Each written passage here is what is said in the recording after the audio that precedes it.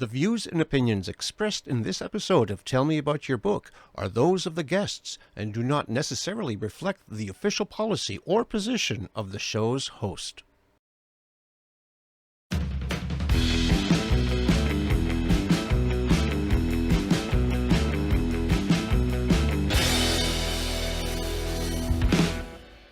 Hi, Luke. Welcome to the show, man. Hey, hi, John. How's it going, man? Oh, it's going really good.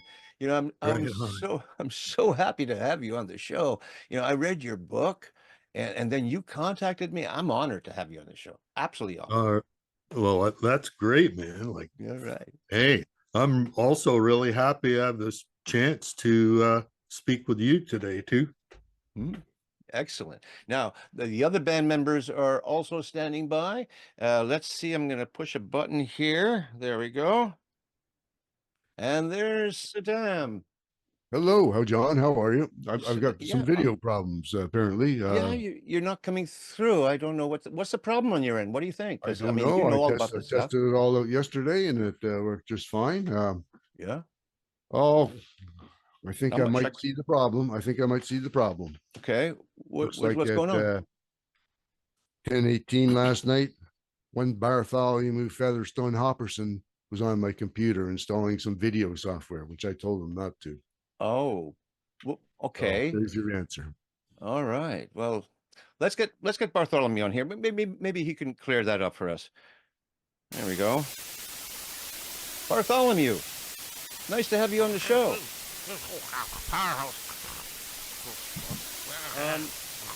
Yeah, doesn't seem to be. I can sort of hear you, but we don't see you.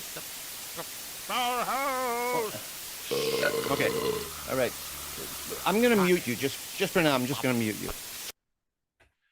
Well, I guess that's the end of Bartholomew for now. We'll check back with him later on. He's apparently doing some work up there in Iceland with Vaj Magulak, and I'm interested in hearing more about that later. Well, okay, let's just get to the interview then, because I'm so wanting to talk about this. I've read the book twice now. The foreword is written by someone called Corporal Popeye Shithead III. He was your manager for 10 years, and it didn't quite work out, did it? You want to talk about him briefly? Fuck, man, that's like an understatement. That guy just fucked us over six ways from fucking Sunday. Worst manager ever. Yeah. Oh, man, he put us back like a good 10 years, anyways. Ripped us off for 45 grand. That's right. That's right. And you were flat broke after 10 years of working hard. Screwed us up under 10 years worth of taxes. Yeah. Yeah. Good to get rid of that guy. Well, He's the worst guy ever. Yeah, he was a total a-hole. But at least he had good drugs. Yeah. Yeah. all right. So, Luke, if you can give us a little backstory, what was it like growing up for you? Well, like it was pretty good, you know, like I born and raised in Ontario. Mother was a music teacher. Dad was a astrophysicist at the University of Toronto. That's right. Yeah. And yeah, he died of food poisoning when I was 8, though. Yeah. You did get a scholarship, though, at Cambridge University in the UK. You must have been pretty smart to get a full scholarship like that. What was that like for you, going abroad to study? Oh, it was really cool, man. Yeah, like I got scholarship in 72. And as soon as I got there, I made an extensive study of the coma cluster. I ended up disproving the existence of dark matter and also that the Big Bang never occurred. Even Stephen Hawking agreed with my findings. Cambridge overall was pretty good. I got along with the profs really well, but all the students thought I was a little odd. Luke, hold on a sec. Look, something's happening with your video. It's not on my end, you know. Um, is it possibly the app? Is it Bart doing this to you, or what? What's going on? No, it's not the app, man. Oh, it's much better now. Wow, that was really weird. Pedals, man. I don't understand. Turn it up, Luke. Way up. Fucking A. So, Luke, you and Bart were both deported from the UK for different reasons, and you both ended up in Toronto, Canada. It was quite a coincidence. Tell us about that chance meeting. Oh, sure. Yeah. Was weird how that all worked out. But anyways, ended up in Toronto and I was sort of down on my luck, didn't know what to do, down to my last package of wieners. And, I could have taken a professorship at the University of Toronto, but That's right. Yeah. I don't know, man. Rock and roll drumming is, I just couldn't think about anything else. That was the only thing that mattered, man. Yeah. But then one day I was walking down the street and I heard this guitar way off in the distance. Yeah. Yeah. Yeah. And immediately I knew that's Bart.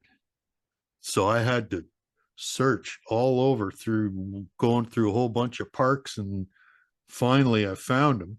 And I had to wait for the crowds to die down and all that. And I walked up to him. He didn't even recognize me because I had really long hair and a beard then. But all I had to do was show him a wiener, and he knew. And then we knew that was it, man. We're together forever. Cool. Cool. That's when you guys decided to form the best band on the planet. That's right. That was our only goal in life. So, Saddam, how did you get to meet Bart and Luke?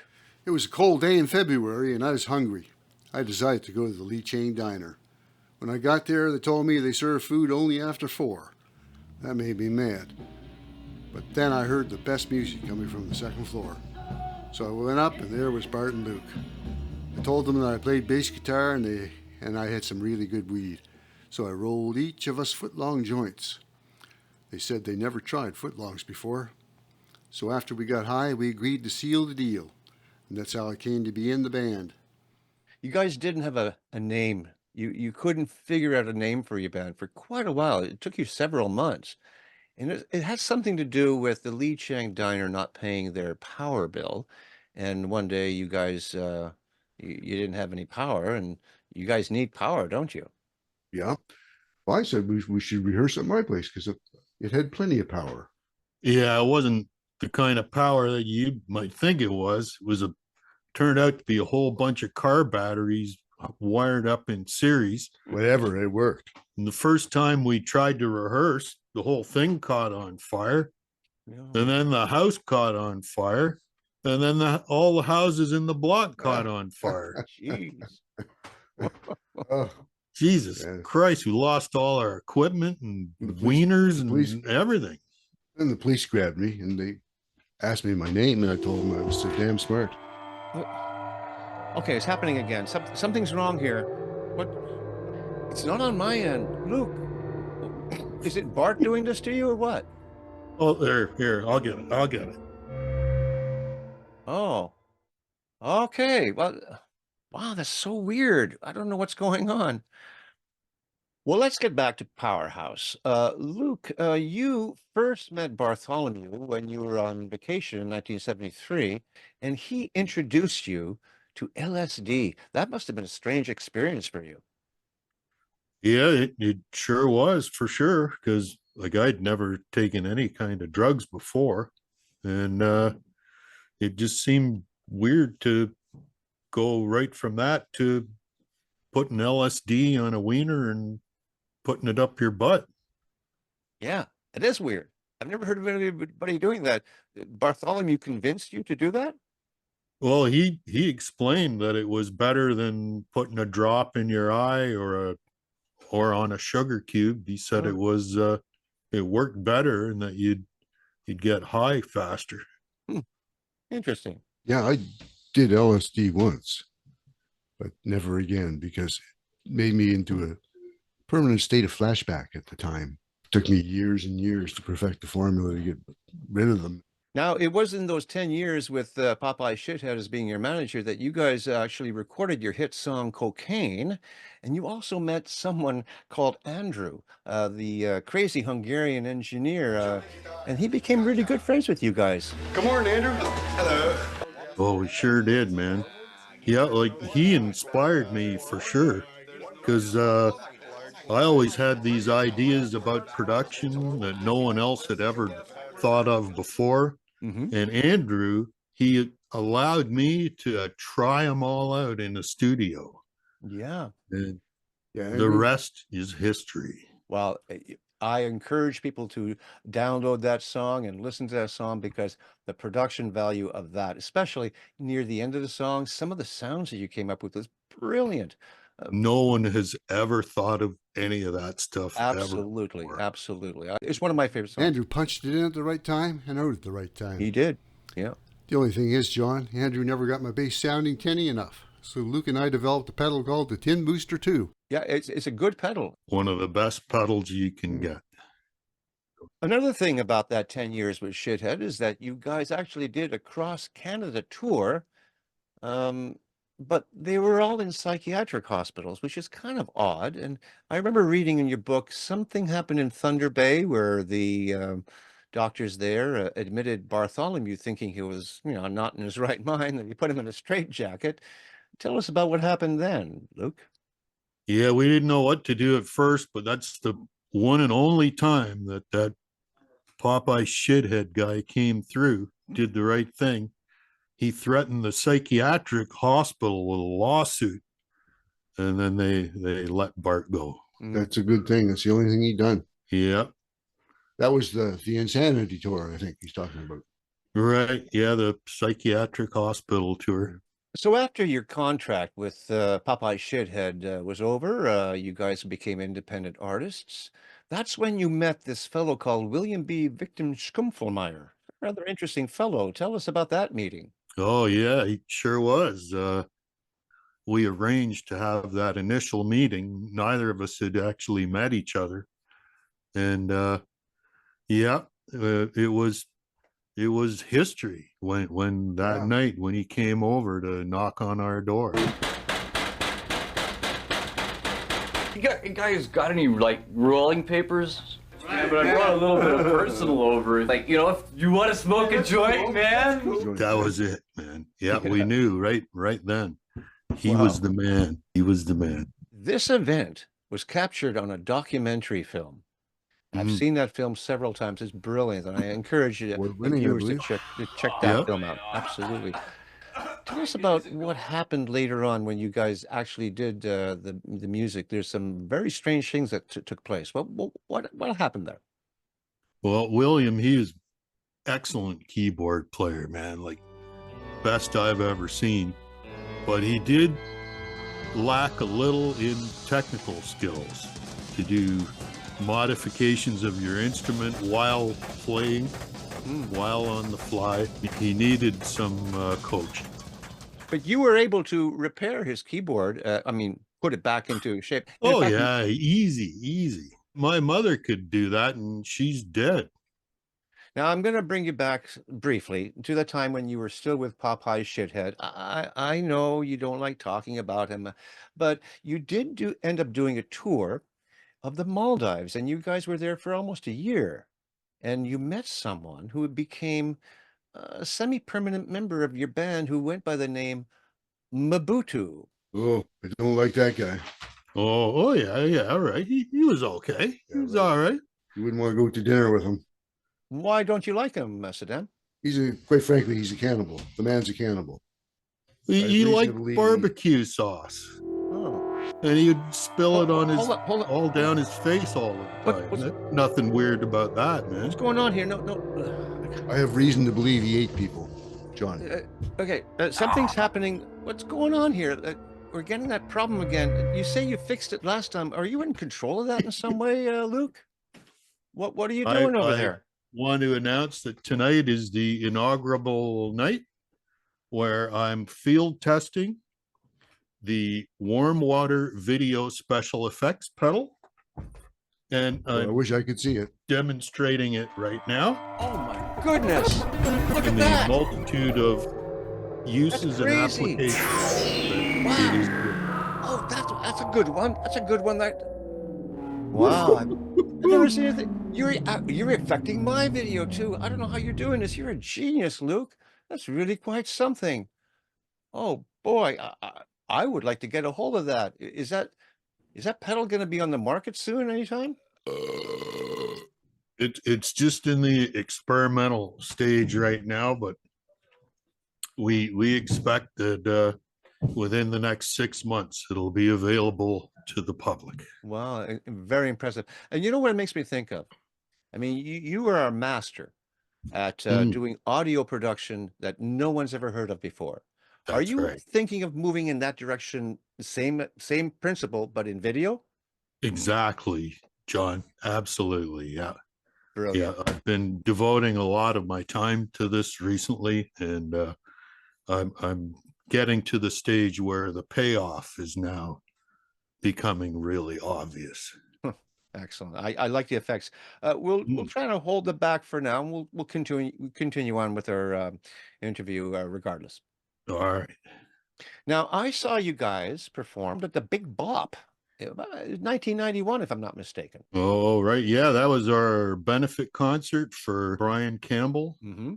and it was going really well.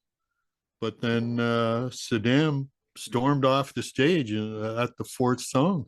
Soundman was an asshole. He doesn't know what he's doing. He wouldn't allow me to use the tin buster. Well, yeah, it needed tin in the worst way. I can't work with that's something true. like that. Yeah, you got a point there. Yeah, That's for sure. Well, if he's not giving you the sound you want, you can't be happy, right? Yeah, you know, Not like happy at all. Not happy at all. I have always been proud to be a member of Powerhouse. Even Andrew would have done better. If the sound isn't right, that's not Powerhouse, man. It works against it. Exactly. I agree. Nothing is more important than Yeah. Powerhouse, man. Powerhouse, best band on the planet. So it was right after that concert at the Big Bop that you guys moved to Madagascar. What made you move there? It turns out we were really popular among the Finnish diaspora, so it seemed like a no-brainer to go there.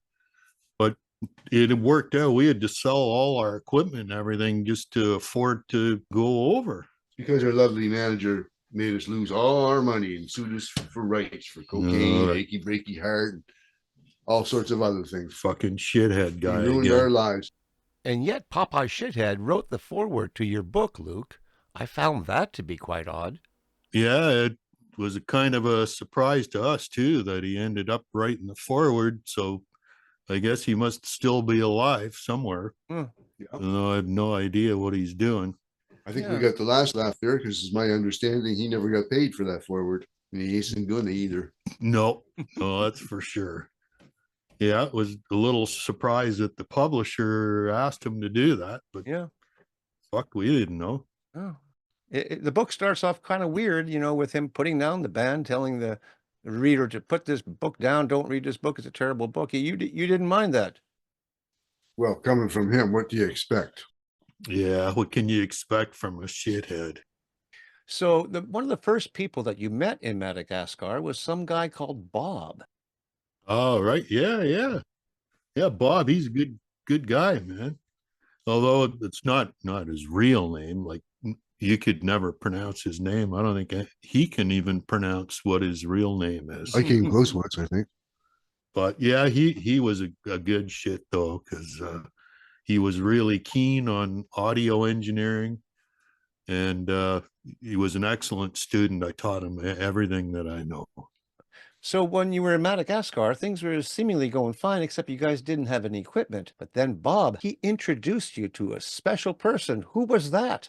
It was Mobutu. And even though he was living in a cave and all that, but he was the only guy who had equipment. The only thing it meant that we had to let him join the band. I wasn't sure whether I liked that idea, but what sealed the deal was he happened to have a copy of the Tin Booster too. What was he doing with all that equipment in a cave?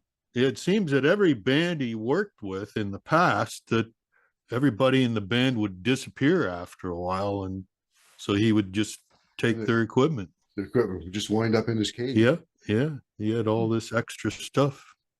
So then you guys ended up playing at a place called Suomi-Talo, which is the Finnish house in Madagascar, to a bunch of Finnish people there who seemed to love your band. What was that experience like? Oh, that was great, man. Like, those fins in Madagascar, they are our biggest fans, you know. They're excellent, man. They even make their own purple microdot. Wow. That's pretty good, man. Well, while we're on the subject of drugs, I am absolutely fascinated with the fact that mixing lemur droppings in with marijuana increases the potency. Is that true? Oh yeah, man. You bet. But it's got to be properly aged. If you don't mix it in at just the right moment, it can be catastrophic, I'll tell you. It's too strong for me. Yeah. Bart went on to perfect the blend. It's now available in coffee houses in Amsterdam, and it's called Lemur Stone. Now, you guys got fairly popular in Iceland as well, and you did a tour of there. What was that like for you? Well, parts of it were good, but then we lost William to a flock of rogue puffins. Personally, I believe Mobutu ate William because he's a cannibal. Well, the authorities said there was no evidence of foul play. How do you explain all that blood Mobutu had on him? Well, he claims he was trying to save William from the vicious puffins. I never seen any puffins there at all. Mm. However, Mobutu was a talented guitarist, almost as good as Bartholomew. So you decided to keep him in the band just for the sake of that? For now. Yeah. Yeah. Oh, yeah. Makes sense. Makes sense. Now, I'm going to try contacting Bart again. Bart, are you there? Can you hear me? No, the audio is... What? Say again? Say again? Okay, well, it's not working. Okay, I'm going to mute you again. Yeah, we're gonna forego Bart for now and get rid of that box. Hold on a second here. There. Now, so we're back to just the three of us. All right. And we'll try and connect with Bart later, or he can call me on the phone anytime. He's got my number, and we'll try and get to the bottom of that, and hopefully that'll be remedied. But let's get back to the interview. Now, Bart is in Iceland right now, and he's working with Vaj Maguluk on his latest album, and he's been doing that for a few years. I don't see him actually getting anywhere fast with it, but Vaj Maguluk is an interesting character. You, Luke, produced his 4-song EP. Tell us about that. Well, I'll tell you that was the work of art. It was so spontaneous because the guy's such a genius. Yeah, we both ended up doing really well. He's an unusual looking fellow. He's permanently attached to a carousel horse. I guess that's slightly odd, but it led to the European tour, though. It did, and I'm reading here that you guys tried to play at Stonehenge, but that didn't work out. I think the police came around and stopped that from happening. But when you went to France, there was a concern about a language difference. I understand, Saddam, you know how to speak French. You mind giving us a little example of that? Je sais parler français, mais je n'ai aucune idée de ce dont je parle la plupart du temps. Good. I guess that helped. What happened in Germany, Luke? Something very strange happened there. Couldn't find any LSD, couldn't find any wieners, so ended up having to use mescaline and German sausages. Yeah, I don't recommend that, that's for sure. Yes. Sounds messy. When we were in Rome, I met the Pope. He said he was a fan of my tinny sound and bass, and he considered me to be the best in the world. What a trip. You met the Pope. Jean Paul II or something back then, I think it was. Yep, I think so, something like that. Yeah. And he liked tinny bass. He likes tinny bass. Yeah, he was the Pope just before George Ringo. Right, who hated tinny bass. But the Pope I met thought tinny bass was very popular. Now in Hamburg, you did something kind of unusual. I remember reading that you did 2 wieners that night, which is quite a lot. And then you jumped into the mosh pit. What was that like? I wasn't feeling any pain, although apparently the next day I sure did, that's for sure.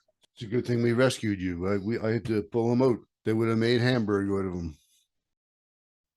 So the European tour, it ended in Turkey at a place called the Kumsani Blues Club. And the owner there was obsessed with the Blues Brothers. He asked you guys to get dressed up as Blues Brothers. You, Saddam, you refused to do it. Why? I refused. I'm not going to get dressed up. Huh. No. Yeah. But you, Luke, you dressed up as Jake, and then Mobutu was Elwood. What an interesting thing. What was it like for you to be on stage acting like Jake? Well, I didn't mind all that much, I guess, except I did two wieners that night, and to tell you, doing somersaults and backflips on acid wasn't all that easy. No, I bet it wasn't. I bet it wasn't. Now, Luke, in 1998, you were voted Time Magazine's Person of the Year. What an honor. How did that make you feel? Oh, I'm so proud of that, man. Almost as proud as I am to be a member of Powerhouse. All right. Oh, unbelievable. Finally, you were recognized for your great work and contribution to the rock and roll industry. Oh, yeah, man. Excellent. Now, Saddam, a similar thing happened to you. Unfortunately, a year later, when you guys were in Hungary, you were approached by a couple of people who claimed they were journalists. And what happened there? What went wrong? Oh, they set me up, John. They were undercover journalists. They asked me if I had any weapons of mass destruction, and I told them I had an Ampeg SVT with 22-inch speakers, a Gibson bass guitar, and of course my Tin Booster 2 pedal. Those were my weapons of mass destruction. So you were just kidding with them? Yeah, they didn't find it so funny, though. No. You became under investigation by the CIA. They wanted to know, just because you were called Saddam and everything else was going on in the world at that time with things in Iraq, and they tried to connect you to that. Yep, they Yeah. did. And you made it to the cover of Rolling Stone magazine. Your whole name was smeared. Despite all odds, I became Man of the Year as far as Rolling Stones goes. Yeah, I guess so, in your own way. Yep. Well, I'm glad that was cleared up, and you were cleared of any connection to the other Saddam, because Oh, yeah, of course. you're Saddam Smart. Absolutely. Yeah. And he's so damn insane. Exactly. Well, stranger things have happened. I'm glad it all worked out for you. It was fake news in the end, wasn't it? Yeah, fake news. Fake news. Now, I want to talk about, just briefly, I mean, you did extensive touring of Southeast Asia. You played many different places, but one place sticks out more than anything else. I mean, when I read the book, I had a really good laugh. I thought it was hilarious. And I get the feeling that you guys found it funny too. Something happened in Jakarta where you guys played at the Bung Karno Stadium. Now, my understanding is Bart was beginning to experiment with wiring pickups and creating electronic things. Is that correct? Oh, Yeah. yeah, that's the brown note for sure. Yeah, exactly. Well, that's what I'm I getting don't at. know. I think they overreacted in a real big way down there, I can still smell it, though. Let's just describe to the audience what went on. This is Bart, he created a pickup for Mobutu's Moorwood bass, which had a very low sound to begin with. But this pickup really boosted that enough to create a brown note? Well, that's what they say. Like, we didn't hear it because it went over the main sound system, didn't go through our monitors. But yeah, I don't know. Yeah, they really overreacted on that one, if you ask me. But wasn't it 70,000 people vacated their bowels instantaneously on the very first song that you guys played? Yeah, so What's wrong with that? yeah, big deal. I wish I was there. Of course, not out there, but behind the scenes, because, I like to not have to have that happen. But since it did, it was pretty funny.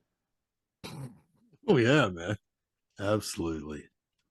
What I found interesting when reading the book is that you guys stopped playing music altogether, recording everything. You weren't jamming, you weren't doing anything for about 13 years. And during that time, you focused your energies on the various types of merchandise related to Powerhouse. Interesting stuff. And, I'm going to tell you about one of the pieces of merchandise that I personally bought myself, and I still have to this day. But first, let's start with the lukewarm water deodorant. What was that all about? Well, I'd spent a lot of time working on that. Uh, it's a secret blend of materials that are only found in Madagascar. And then I figured, like musicians need good deodorant. And so I also thought that as a musician, you'd want to have LSD in it as well. So I worked that into the formulation. And yeah, I even put lemur droppings, Wow. beeswax, rock dust, you name it. It's Jeez. Amazing. Amazing the stuff. best. And you're still using it to this day. Oh yeah, absolutely, man. Now, Swear by that stuff. I gotta say, your Luke Warmwater toilet seat is amazing. I still have mine. Oh, the one that says I will always be proud to be a member of Powerhouse whenever you open it. That's the one. Oh yeah, that was a good job, good work. I will always be proud to be a member of Powerhouse. Now, there's something else that you made that I thought was really interesting. I've always wanted to try it. I haven't ordered it yet. Maybe one day I will. The Powerhouse Bums Rush THC suppositories. Oh, right, man. Yeah, you should try them out. They're really good, man. Yeah, sounds interesting. Yeah. Oh yeah. I don't want to bring in bad memories for you, but you did come up with the two-legged drum stool, and that caused you quite a bit of a legal problem. Yeah. Well, like when I designed it, I want it to fall over. I designed it that way. But evidently, when other people bought it and they fell over, they didn't like that. And yeah, there were a lot of lawsuits. But it says so on the package that playing this drum stool will make you fall over. People don't read. Well, yeah, I know that's just it. But this guy fell over, hit his head on his floor drum, and yeah, that wasn't good. Yeah, you were sued, but you won that lawsuit. Thank goodness. Yeah, I remember reading about that in the newspaper when you had the press conference announcing to the world that you will be recalling the drum stools. I'm sorry that happened to you because I think it's a brilliant idea personally, but that's just me. Oh yeah, man. Now, what was a success for you were the warm water wieners. Tell us all about that. Oh yeah, man. Each wiener has 50 micrograms of LSD in it. So that's what makes them really good. And, you can only order it online through the website. Yeah. But yeah, the weirdest thing is that they are being sold openly in Turkish meat markets.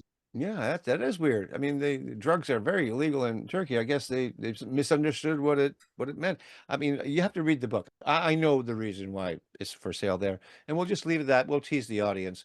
We don't want to give away the whole book. So buy the book, read the book, and you'll find out how it is openly for sale in Turkish meat markets. It's a fascinating story. Oh yeah, man. So, Dan, you also got involved in doing merchandise. You, first of all, started with your THC toothpaste. Tell us all about that. Well, I perfected it. Bart loved it. He brushed his teeth at least 40 times a day. Sounds like Bart. This was also the time that you married a woman named Not So. Yes, but we're not together now. Well, Not So also got involved in helping you with the merchandise. She developed a pendant with your image on it that she said was supposed to ward off flashbacks. But did you end up trying that? Yeah, I tried it. It doesn't work, but people are still buying it because of my image. Yeah, well, it's a very nice pendant, I gotta say. Not So was quite clever. She came up with the commemorative hookah featuring William B. Victim Schoonfelmeyer. What an amazing thing. Oh yeah, man. It was, man. I'd never seen anything like that. And I can tell you, I've seen a lot of weird stuff, especially on wieners, but never seen nothing like that. Luke, one of the interesting things about this book, of course, there's many interesting things, but how you met Yoko Ono. She invited you to the Peace Tower exhibit in 2007. Tell us about that. Oh yeah, yeah. That was in Iceland. Yeah, it was pretty cool. That like we hit it off. Yoko and I, we got along well. to the point where she asked me to produce her next album. Wow. And so then, I went home, and after that, she never responded to any of my emails or calls or anything. I don't know what the hell happened there. I guess she ghosted you. Yeah, I guess. I never liked her anyway. Her music's far too commercial for my taste. Now, Saddam, I have to ask you about this phase that you went through where you were trying to save abused houseplants. Tell us about that. That was Notso's idea. Yeah, but you wrote the song. I always thought it was pretty ridiculous. Hands Off My Roots is a good song, but Notso wrote the lyrics. Yeah, but you didn't even sell any copies. What I found especially fascinating, Saddam, is that you met with Snoop Dogg, who you convinced to be the MC for your kickoff concert in Madagascar. That turned out to be a bit of a disaster, if I remember correctly. Yeah, but we did get the message out that houseplants are being abused all over the world. Like I said, ridiculous. What happened in Toamasina, Madagascar in 2018 was quite remarkable. And there was a 3-day rock festival that you guys participated in, and something very unusual happened the third night. Tell us about that. Yeah, the Ted Nugent incident. Yeah, well, he'd been giving us a hard time. So Bob suggested we give him some venison hot dogs that were laced with acid, and he grabbed 4 of them and he stuffed them all in his mouth. And he ended up taking twice the amount of LSD that I would ever think of doing. And he started acting real weird, that's for sure. Yeah, at the end of it, he shit his pants. You write in the book that he was actually permanently banned from ever entering Madagascar again. Yeah. So now in 2019, Powerhouse did their final tour in Canada. Tell us about how that came to be.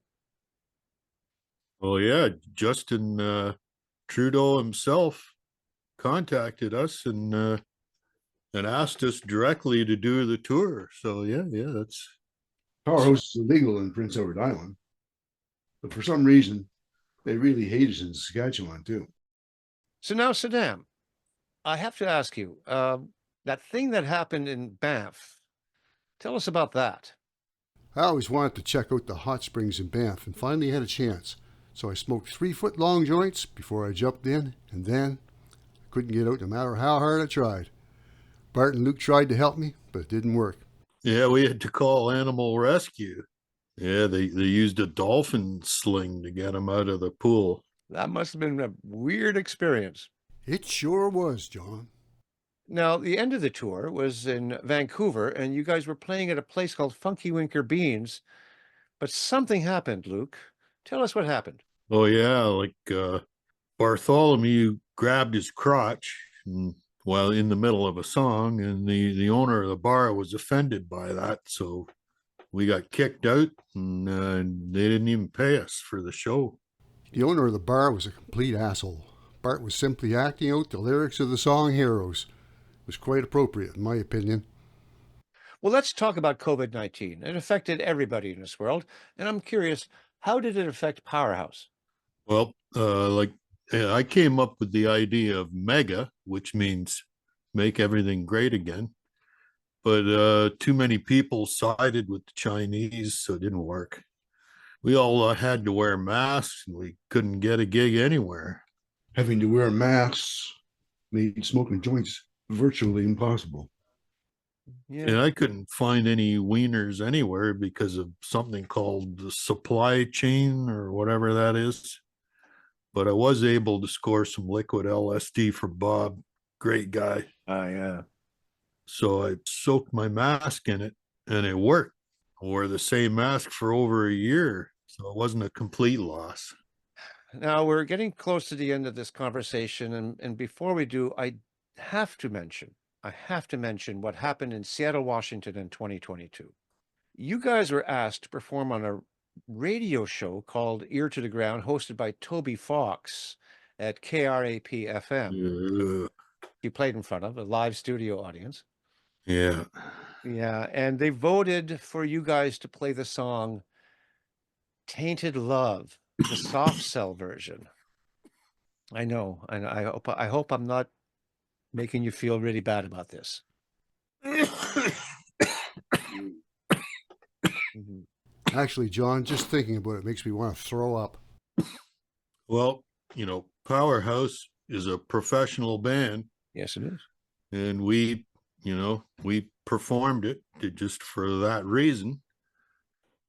But then the vomiting started. I blew so many chunks, man. Yeah, I threw up all over my bass. I tore a hole in my esophagus as a result of throwing up so much after I had to play that wretched song. It was months before I was able to talk again. Hmm. It's also the main reason for my divorce. Yeah. How did it affect Bart? He was throwing up all over his pedals. But despite having to play Tainted Love and how it totally destroyed the band, I will always be proud to be a member of Powerhouse. Powerhouse. Excellent. Okay, well, I guess we should wrap it up. Luke, tell us where your book is available. Well, it's on Amazon. There's one version right now, but Saddam's working on something, and so there could be two of them soon. Really? Well, Saddam, what is this great idea of yours? Well, I've got an idea for a new coffee table version too. It has bigger pictures and QR codes for the songs and the films so people can experience Powerhouse fully by scanning it and listening to the songs and watching the films. Wow, it's a multimedia thing. You're a pretty smart guy. Yeah, well, I am so damn smart. That's true.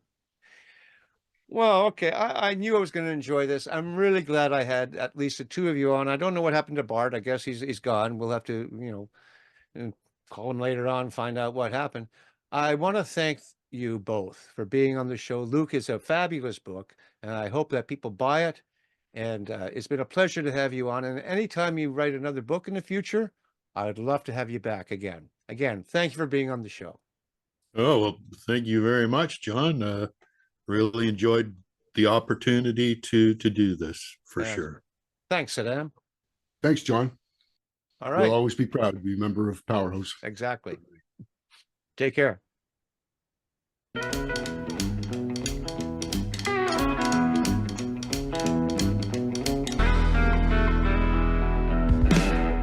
Thank you for watching. If you like what I do here on Tell Me About Your Book, then please consider hitting that like button and leaving a comment. You can also subscribe and ring that bell because I release 2 episodes per week, one on Wednesdays and one on Saturdays. And if you are an author, I would love to hear from you. Until such time, keep on writing and be kind to one another.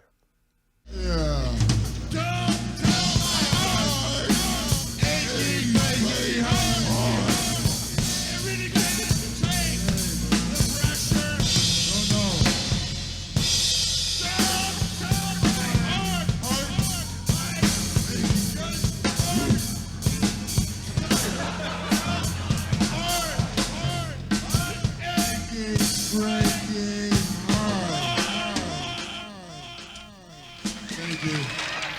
Thank you very much. You're so kind.